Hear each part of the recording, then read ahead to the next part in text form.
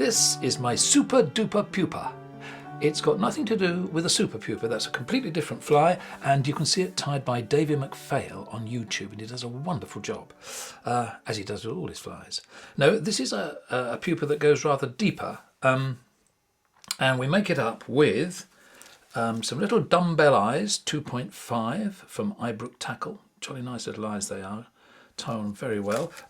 Hemingway's wings, these are stonefly wings which we cut down because they're a little bit big for this particular fly and they don't make them any smaller. The body is made with nymph skin, that's the natural 4.5. Jolly good stuff, I love it. The legs are knotted pheasant tail, and the dubbing to making the thorax is my favourite, which of course is hairy ice dub. The antenna are of course my jolly old paintbrush. Okay, now what I've done is I've started the fly off, otherwise we'd be here all night, and I've tied in the nymph skin and I've inked one edge to show up the segmentations.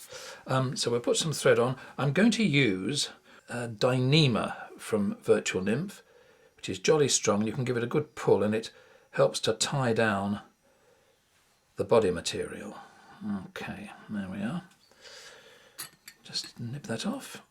Okay, so we wind the nymph skin forward and we put it under tension to begin with, like this. Under tension, first turn, second turn, touching turns all the way up, under tension to begin with. The main trick here is not to let the nymph skin go, otherwise you feel a right prawn as it goes whizzing down the hook. Okay, there we are, coming up. Make the turns a little wider, start to release the tension a bit, a little wider still, wider still. When we get to behind the bead, bring the Dyneema round and tie down, making another segment there. Whatever you do, don't let go of the Dyneema because, I tell you, it will unravel. Then come at the front and do a few more turns. Then when you've got it really well tied down and really well squashed, you can pull and snip it off. Get the scissors in and, as I say, pull and snip, and you should have a nice base in a minute on which to tie in everything else. And there's a lot of it, believe me. Right, that's that. Now we tie down very hard here, very, very hard, making a nice base. Okie dokie. Taking your marker pen at this point, and do remember to do it at this point. Right, so you simply go down the back of the fly, getting it slip in the vise, and give it a nice coat of brown down the back like that. Lovely. There we are. Makes all the difference, you see. Having got yourself a nice base, you tie in your antenna. And we tie them in pointing sort of parallel down the body, almost. But a couple of loose turns to make sure you like where they are. Yep, I like where that is, so we'll come back. And we'll take the other one and do the same thing. Let's just see how we do with this. 1, 2, 3, 4. See if we've got them roughly the same. Yep, that's good. We come down here, and I think we should cut those off now, because the next thing we're going to tie in are the wings. Now, as I say, these wings from Hemingway are jolly good, the stonefly wings, but they're a weeny bit big for this fly. So what I did is I've cut them down. I've got a pair here. Take them and we put them on the side, and just like the antenna, we give them a couple of loose wraps to make sure we like where they are. That's all right. That's very nice, thank you. We don't mind that. Then take the other one and put it on the other side, like this. Let's have a look at that. Yeah, wrapping around underneath the body, we quite like that. And then of course we tie in the legs. Half a dozen or so, tie them in underneath the body. There we go.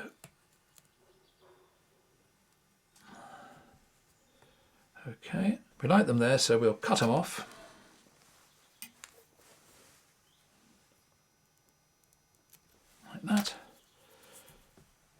Right, now what we're going to do is we're going to add the dubbing.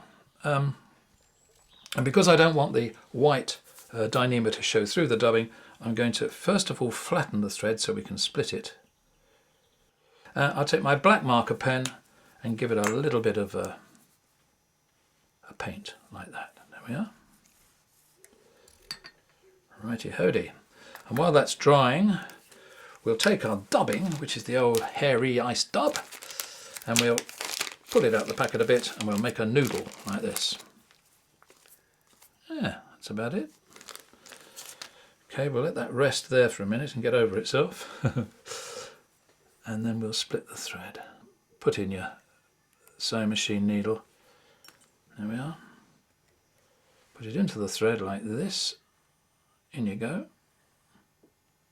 Tighten down and give it a spin.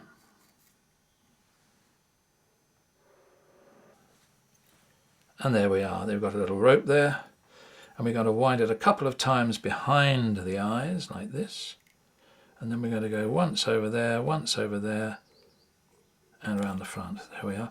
Now that's a little bit on the fluffy side, but you can sort of trim it down. You don't want it to be too wild and woolly. I'll frighten the fish to death.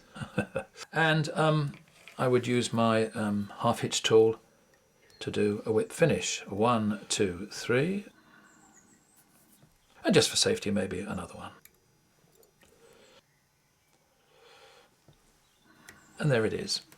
Add a little bit of varnish and off you go.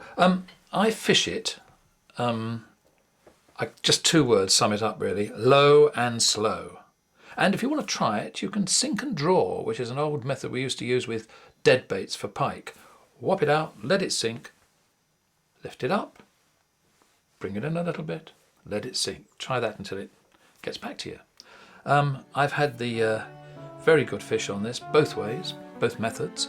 But I say I've only tried it on still waters because we're not open yet on the rivers, and it works jolly well on still waters, and I'm really, really very pleased with it. So there it is, my Supa-Dupa-Pupa. Please try it, please tie it, and please catch a big one, okay? I'll see you next time. Thanks for watching. Oh, don't forget to check out my site, www.chrissandford.com. See you next time.